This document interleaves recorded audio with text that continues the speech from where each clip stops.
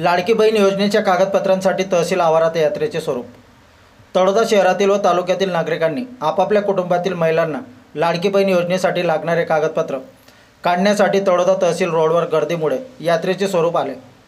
मुख्यमंत्री लाडकी बहीण योजना महाराष्ट्र सरकारने घोषित केल्यानंतर शनिवार व रविवार सुट्टीचा दिवस असल्याने खुलता बाजार अर्थातच सोमवारी शहरातील व ग्रामीण भागातील महिलांसह पुरुषांच्या गर्दीमुळे तहसील रोडवरील सेतू केंद्रे, झेरॉक्स दुकाने, तलाठी कार्यालय, सायबर सेंटरवर पाय ठेवण्यास जागा नव्हती, जो तो आपापल्या परीने कागदपत्रांची पूर्तता करण्यासाठी धडपडत आहे।